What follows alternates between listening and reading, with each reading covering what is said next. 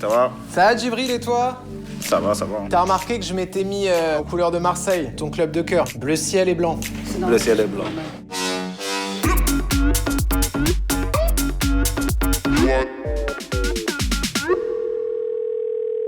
T'es où? Tu fais quoi? Alors là, je suis à Paris, dans mon pied-à-terre parisien. J'habite en Corse, à Foriagne exactement. Et je suis du jeudi au samedi sur Paris. Je rejoins ma fille qui fait ses études ici, donc on est ensemble. Elle a quel âge, ta fille? Elle va avoir 20 ans. Tu les fais pas, félicitations. J'ai bientôt 40 ans. Tu nous fais visiter un peu ton pied-à-terre, comme tu dis? Ouais. Ça, j'ai acheté ça en galerie d'art. Ça, c'est une amie à moi qui est très cool. Un petit bear brick? C'est qu'on était chez Bob Sinclair il y a quelques semaines. Il y en a beaucoup. Ah, il en a quelques-uns de plus que toi. J'en ai d'autres en Corse, mais il en a plus que moi. Et ça, c'est très important. Je suis très fan de Mohamed Ali. Qu'est-ce qui t'inspire chez Mohamed Ali? Très direct, très confiant, limite arrogant. Et il pouvait aller très loin dans la provoque, mais tout en respectant quand même. J'ai l'impression que tu fais ton autoportrait quand tu me parles de Mohamed Ali. Non, je suis pas provoque, moi. Dis-moi, il y a un truc qui compte dans ta vie, c'est le style. T'as un dressing ou t'as quelques fringues que tu pourrais nous montrer? Voilà, c'est pas le plus gros de mes vêtements ici. Ça, j'aime beaucoup. Ouais. J'aime beaucoup Suprême, de Monsieur Lenoir, bien sûr. Forcément, c'est ta marque. Et une marque de pote à moi qui s'appelle Daily Paper. Vas-y, montre. J'ai cette chemise que j'aime bien, qui est super cool, que je vais pas tarder à mettre en plus vu que c'est l'été. Mi-panthère, mi-croco, quoi. Voilà, ma fille est là. Bonjour. Salut mademoiselle, comment tu vas? Ça va bien et vous? Bah super. Ça va, il est gentil? Bah c'est la question que j'allais te poser, comment il est comme papa? Bah franchement c'est un papa cool parce qu'il m'a eu jeune donc du coup il est plutôt comme un grand frère en fait. C'est pas c'est le vieux papa relou, pas du tout. C'est comme des potes. Et est-ce que t'as eu envie de mettre tes pas dans les siens? Est-ce que le foot par exemple c'est un truc qui te branche toi ou pas du tout? Moi c'est pas le foot, ça je laisse ça pour mes frères. Moi c'est la danse et le chant. Mais ça reste quelque chose d'athlétique, hein, la danse. Et du coup t'as envie de faire quoi plus tard? J'aimerais bien partir en Asie, pouvoir chanter, faire des comédies musicales. Et tu nous ferais une micro-démo? Ouais, plus chanter, hein. Ah vas-y chante! 'Cause I'm bulletproof, nothing to lose. Far away. You shoot me down, but I won't fall. I am titanium. You shoot me down, but I won't fall. I am titanium. Bien. Mais incroyable! Mais attends, c'est quoi ce truc de ouf là? C'est moi qui chantais. T'as eu la star en avant-première.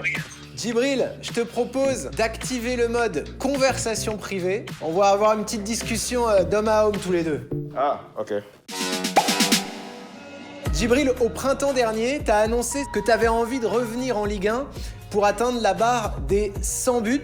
T'en es où de ce projet? J'ai pas trouvé de preneur, donc dommage, hein. Quelle forme ça aurait pu prendre ce retour en Ligue 1? T'avais envie de revenir par quel club? De quelle manière? Moi, mon club de cœur, c'est l'OM, mais bon, après revenir à l'OM, ça aurait été un rêve fou de ma part, mais bon, on sait jamais, hein. Il y a eu des choses qui sont arrivées beaucoup plus folles que ça. Je regarde le foot, je regarde la Ligue 1, je pense pas que j'aurais été ridicule, vraiment.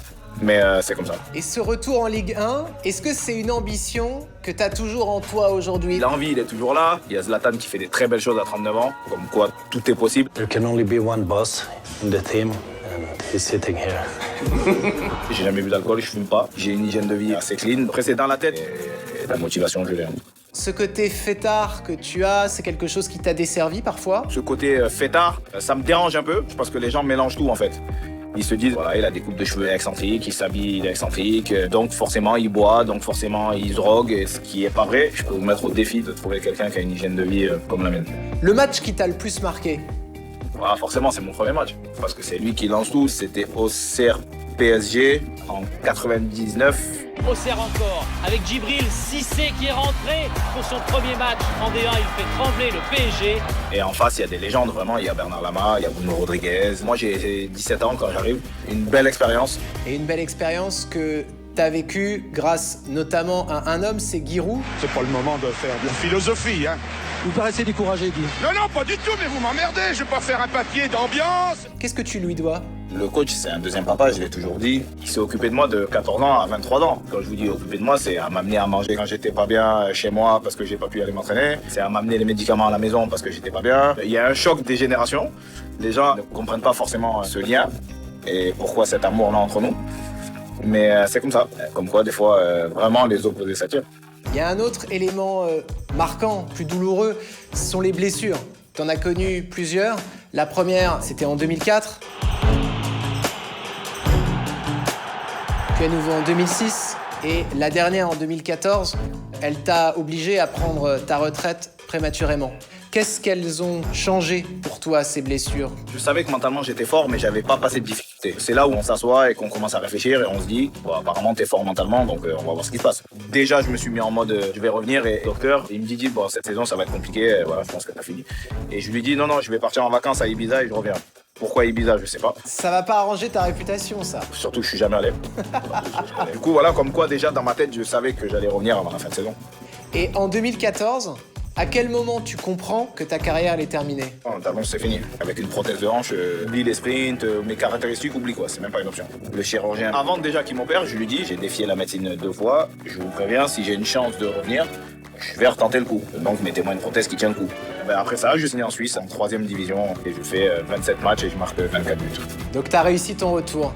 Voilà, retour gagnant, il a fallu faire un choix, donc voilà, la musique a pris un peu le pas. Djibril, t'es DJ, t'as créé une maison de mode. Elle vient d'où cette hyperactivité? Après quoi tu cours? J'ai toujours envie d'être vivant. Je veux créer, je veux être créatif. Et comment ta créativité, elle va s'exprimer maintenant? Les projets pour l'avenir, c'est quoi? Il y a un track qui est sorti avec une chanteuse qui s'appelle Nignola sur le label de Diplo, qui s'appelle Kitty.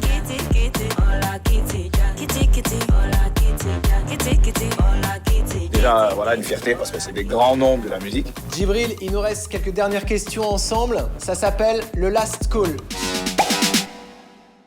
Le dernier message que t'as reçu. Sonia, l'agence immobilière de mon appart. Parce que tu vends ton appart? Oui, il la renvoie. Et le dernier message qu'un footballeur t'a envoyé? Serge Aurier. Qu'est-ce qu'il dit, Serge? Je l'ai félicité pour la qualif de la CAN. Je lui ai dit qu'il fallait qu'il prépare un maillot. Et il t'a répondu quoi? Il m'a dit OK. Ok, très bien. La dernière photo que t'as prise, Djibril? Ma carte de crédit pour l'envoyer à ma copine. Ah, ça, on peut pas le montrer. Ah, non. La dernière, c'était une photo que j'ai prise pour une collab que je fais avec une marque de masque qui s'appelle Maison d'Acry. Pas mal. Le nom le plus connu de ton répertoire? Il y a DJ Snake.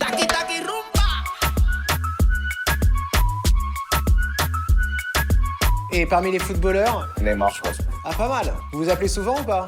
Ouais, ça nous arrive. On s'écrit plus parce que l'anglais, on se comprend, mais c'est pas son fort non plus. Dernière question de Djibril, le son que t'écoutes en boucle en ce moment avec ton téléphone? J'ai un ami à moi qui s'appelle DJ Wills, qui a sorti un EP qui est vraiment pas mal.